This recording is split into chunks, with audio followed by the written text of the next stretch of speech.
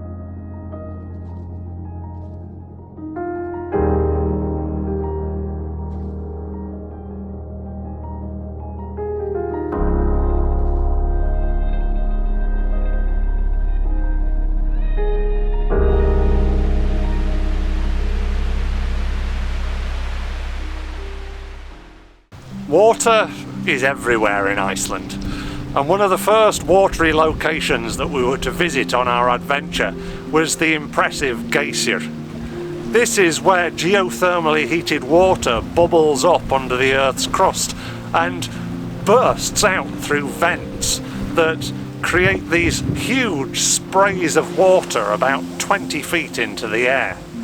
It was a really incredible sight to see, but quite difficult to photograph. Not only was it very busy with tourists, we visited on quite an overcast day, which meant the water coming up out of the ground was the same colour as the sky behind, which made it really difficult to isolate. So unless you got on top of a high local hill, which was quite a bit of a walk, you had to really think about how you were photographing this location. One of my favourite shots was taken from a bit further up behind the main geyser itself, looking into this blue azure pool that looked almost like an eye. And then I managed to get the shot where the water was bursting up in the background. And I think that that was probably the best way to approach it, because you got the event itself, but you also got a bit of contrast and interest into the photographs as well.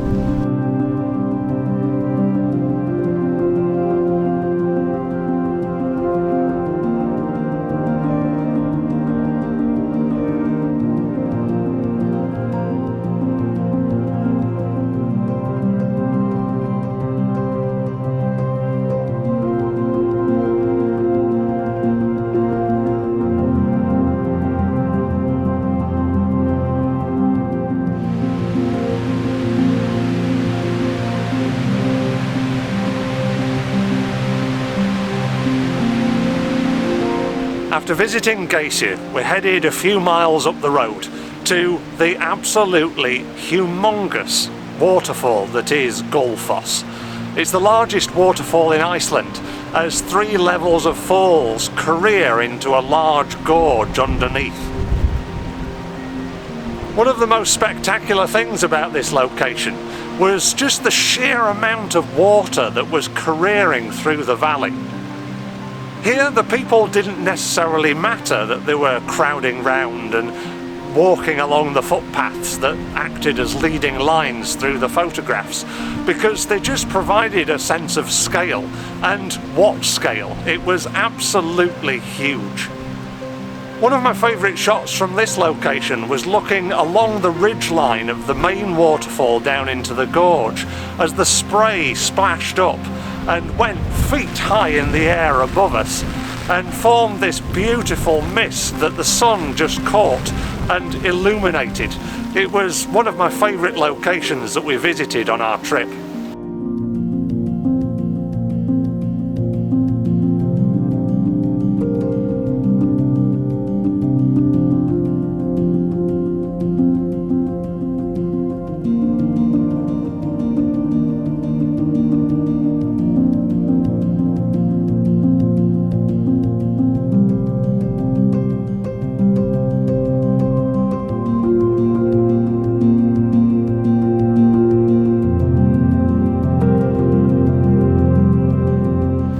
between Gullfoss and where we were staying, there was another little waterfall called Faxi, which we thought, well, it might as well be worth going to pay a visit, even though it wasn't in any of the tourist guidebooks.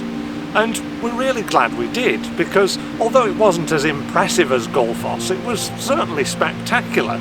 If you've ever visited Falls in the Yorkshire Dales, it was probably about 10 times the size of that, but of course in Icelandic terms that's just a little tiddly little trickle. The sun was just about going down when we got there, and to be honest I found it quite frustrating because the sky was really bright and the landscape was turning quite dark. I found myself here turning my attention more to the water itself rather than the whole fall, which personally I thought made better photographs than the wider landscape sort of shot.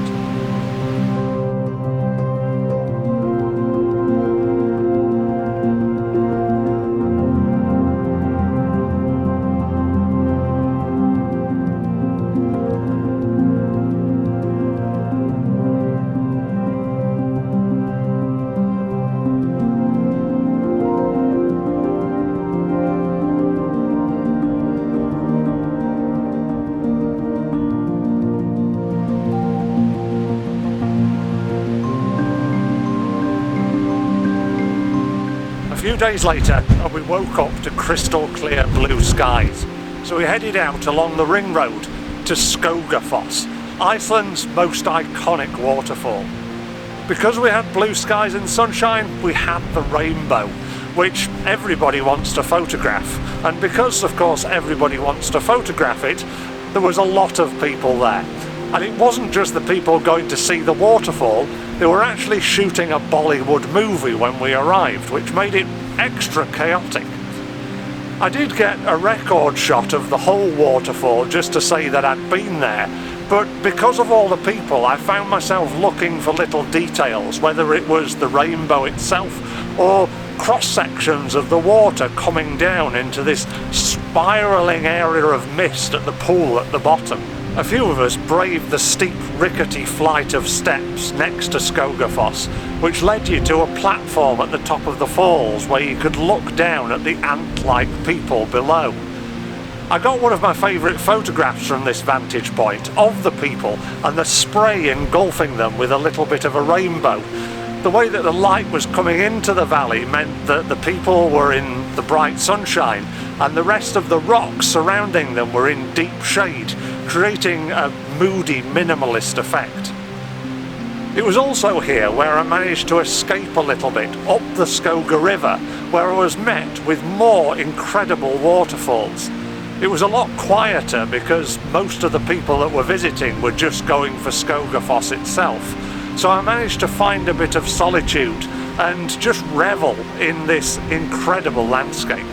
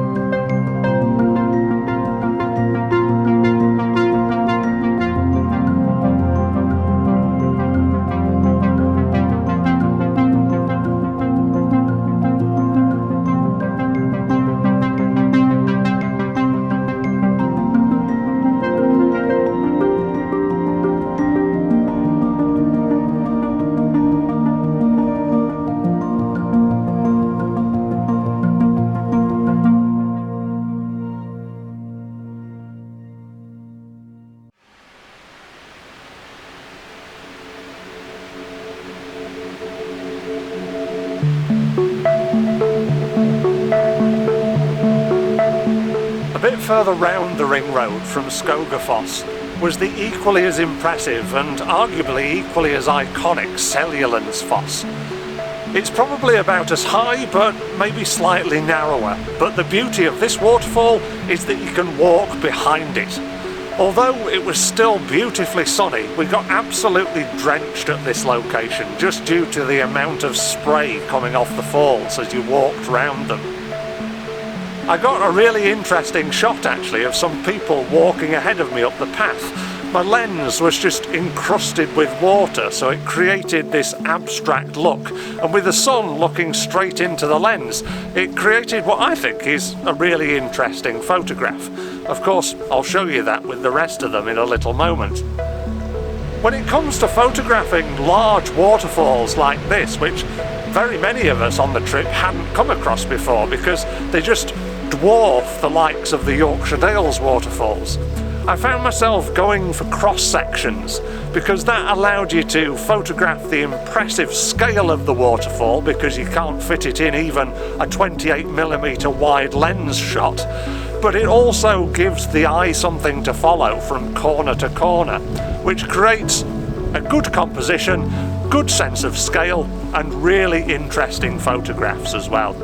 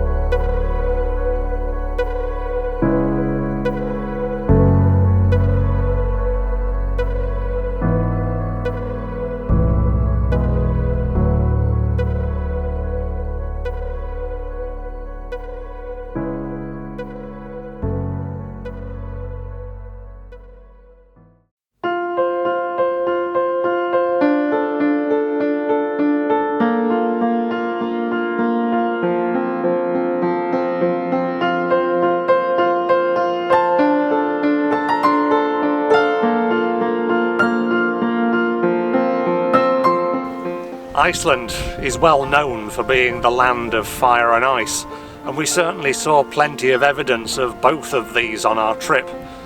The first location in this chapter is the Seljalandsfoss Glacier, which in Icelandic terms is not the largest glacier in the world, but from our perspective it was still pretty big.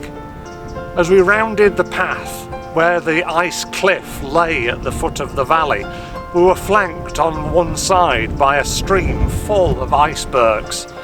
As we walked up to the ice cliff, it just towered above us, this sheet of glimmering ice. It really was a spectacular location to photograph. We were also lucky with the light as well, which was bathing this warmth on the ice surrounding us. And one of my favourite photographs that I got was just emphasising the simplicity and drama of the landscape, with the ice in the centre of the photograph flanked at the top and bottom by the sky and the water, which was sort of a muddy azure blue colour.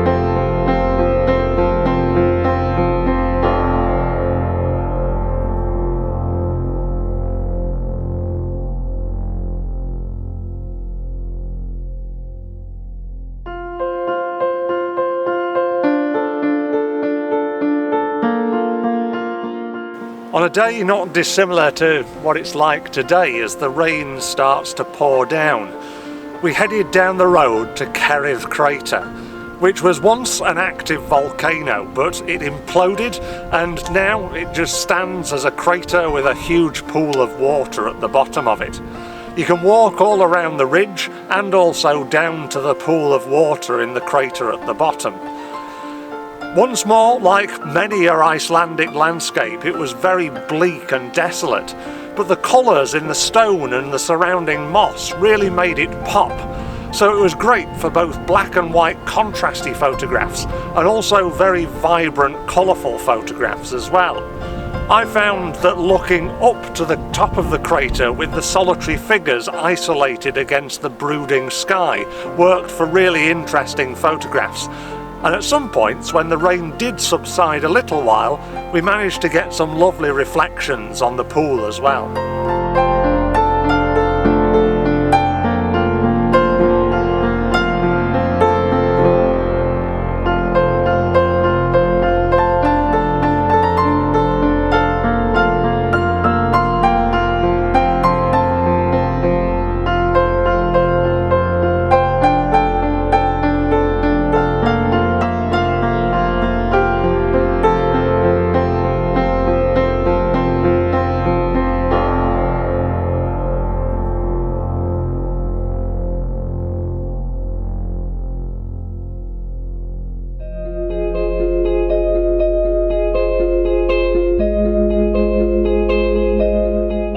The next location we visited in our Fire and Ice chapter is the vast Thingvellir National Park. It's that vast that it's actually got plenty of different photogenic sites to photograph, including some more water, which you'll see in a moment.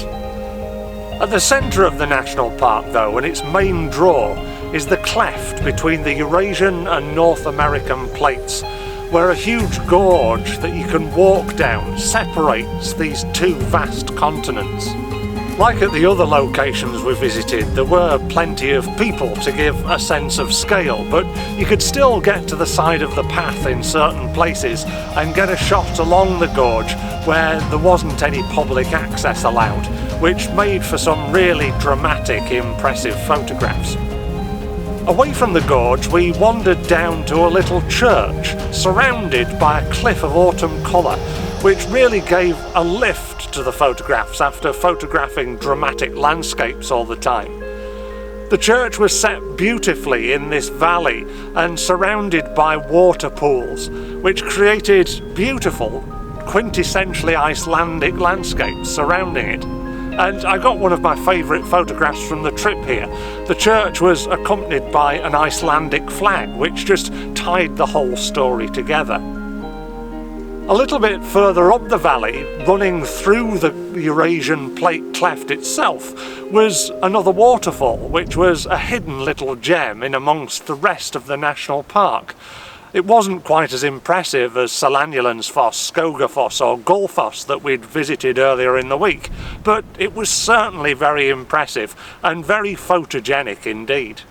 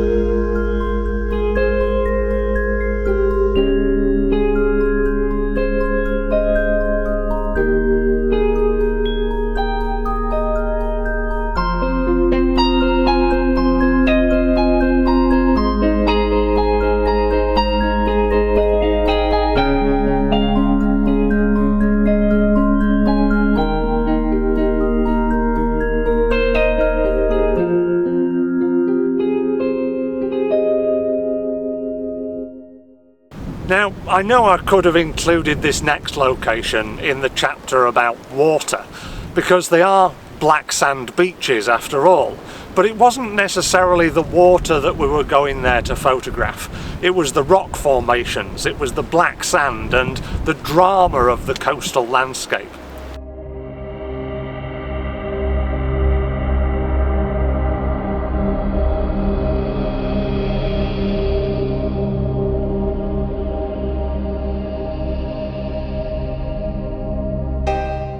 The first thing that hit you at the black sand beaches was the wind and the strength of it.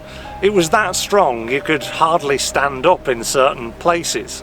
It whipped around the basalt columns that surrounded us and whipped the sand up into our faces. It was like being in a sandstorm, which made it really difficult to make photographs because A, you couldn't keep your camera straight, and B, you were just being sandblasted all the time by all of this black sand, of which I've still got some in the pockets of this coat I'm wearing now that managed to get into every nook, cranny and orifice. The most impressive of the black sand beaches that we visited was Reynisfjara, with Reynisstranga sea stacks just off the coastline. It was here where basalt columns climbed the cliffs beside us, and just around the corner, if you could manage to get there through the strength of the wind, was this beautiful basalt cave.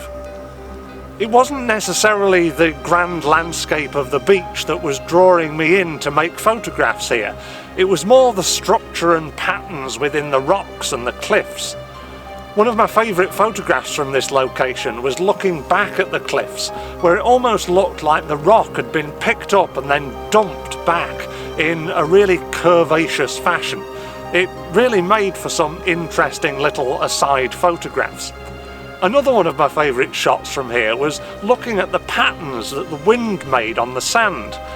As well as being really frustrating that it was in your face all the time, it did create some really interesting patterned effects on the beach, which made for some really nice photographs.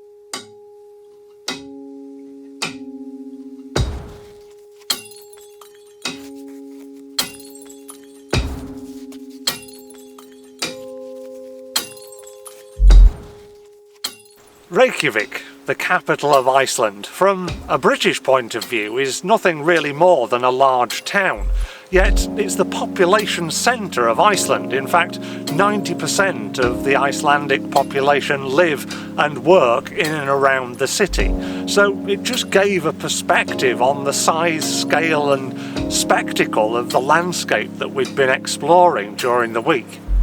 It was a really interesting city to wander through.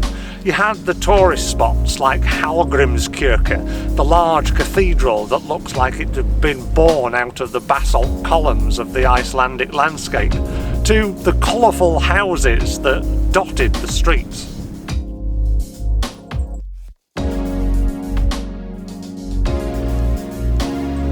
Whilst we were wandering round Reykjavik, we photographed all of those touristy sites, including the cathedral and also the Harper building, which sits on the dock and is clad with LED lights which at night time light up and project a sense of the northern lights across the building. We also took the obligatory photographs as the Sun Voyager statue, which also sits on the dock just up from the Harper building. It's like a metallic Viking ship structure. But one of my favourite things to do whilst wandering around Reykjavik was to go down the lesser known streets, the back streets, where these lovely colourful houses dotted them, and created some really interesting photographic perspectives. It was like a local's view of Iceland rather than a touristy view, which personally I really enjoyed trying to get. One of my favourite photographs from Reykjavik was where I got the Hallgrímskirkja Cathedral framed just after a shower passed by a set of swings. I liked the fact that it can be beautiful yet practical at the same time, suited to tourists but yet beautifully suited to the locals as well.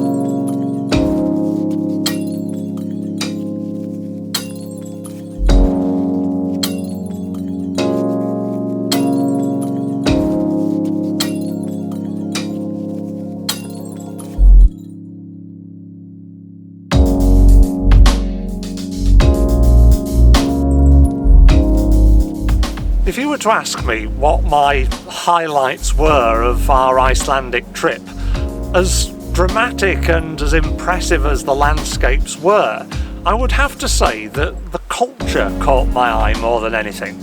The people were extremely friendly, but the way of life was completely different to anything that I've experienced before. The town of Reykjavik, southern Iceland, where we stayed and was our base for the week, was one of my favourite places to wander around and explore and photograph. Just the simplicity of life and the houses, and also the vast tomato farm which sat at the centre of the town and provided the local area with fruit and veg, just caught my eye from a photographic point of view. Yes, it wasn't a dramatic waterfall, but it picked up on true Iceland in my eyes.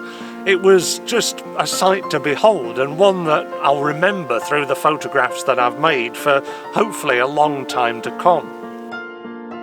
Just down the road from Reykjavik, there was a little village called Lækjafoss, which had an abandoned hotel, which I loved exploring. And also just up the road from there was a little village called Skogafoss, which had this impressive minimalist cathedral which dated back centuries. In fact, it even had a turf house just next door to it, and a hotel, and that really was the extent of the village. But when you explored inside, it was really quite quaint, and there was even a tunnel underneath the church, which was an ancient route in for people hiding in times gone by. There was also evidence of historical culture across Iceland. On the same day that we visited Skogafoss and Seljalandsfoss, we popped in at Thingvellir caves and turf house, which was basically a stone-built house cut into the caves with some turf over the top of it to keep people warm in the winter. At the back, inside the cave itself, there was a little elf setup, as if they'd just popped out for lunch and we were privy to their little underground world. Of course, elves are a big thing in Iceland, and it was great to see the culture in these little different places, away from the tourist route, but you just felt like you were getting under the skin of Iceland by visiting and photographing these places.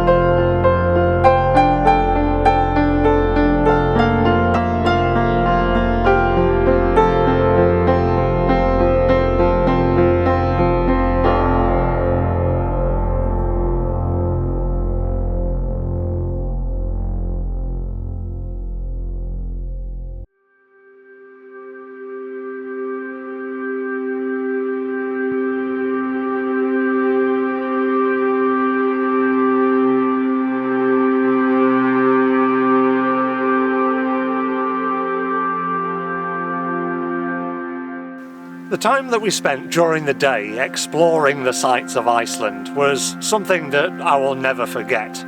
But it was when the sun dipped below the horizon that, from my perspective, things became even more special.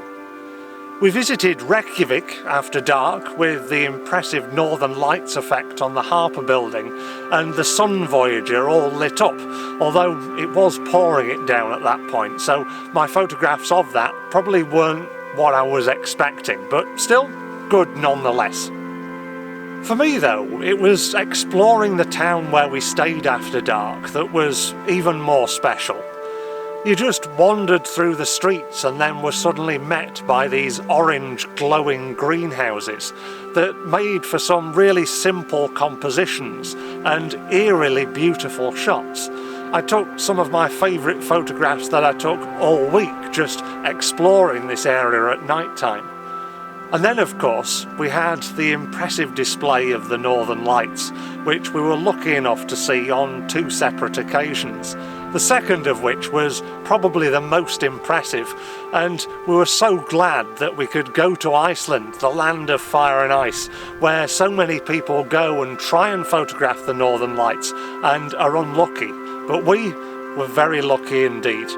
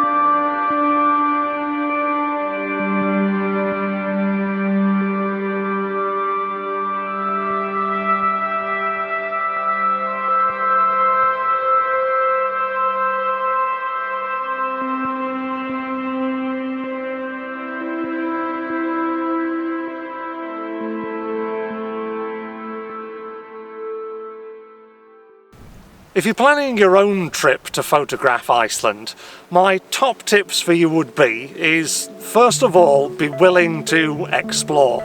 Iceland is a big place, and a lot of people just stay in Reykjavik and head out towards the Golden Circle and the surrounding area, which is beautiful and spectacularly photogenic in its own right. But it's when you venture beyond that, along the ring road, along the coast, and into the depths of Iceland, where you really do find the true Iceland and get what I would say would be the best photographs. We hired a van, which was absolutely fantastic because it gave us freedom to get out and explore. And it also didn't tie us down to a specific routine. We could go to places when we wanted to go to them. We stayed in a beautiful Airbnb in Reykjavik, southern Iceland, as I've mentioned, and it was a perfect base because it was a good size for the group that we had, and it was really cosy to come back to on those dark, cool nights. My other tip would be to, yes, go to all the famous locations, but also revel in the little details as well, whether it's an abandoned barn at the side of the road, one of the ponies that trots out and says hello to you once in a while, the really fluffy sheep that sit in the fields and graze all day. All of these things are part of Icelandic culture and are really photogenic, so don't just think it's all waterfalls and grand landscapes. It's far much more than that, as we discovered. For me, this trip has been the perfect way to celebrate 10 years of Yorkshire photo walks, and here's to the next 10. I wonder where we'll be exploring then. If you've enjoyed this video, then please give it a like, and if you have any comments or want to ask any questions, then please share them with me in the comments section below. I'd love to hear about your trip to Iceland, whether it's coming up or just been like ours. If you want to learn more about photography in impressive locations just like you've seen in this video, then check out YorkshirePhotoWalks.com for our latest schedule.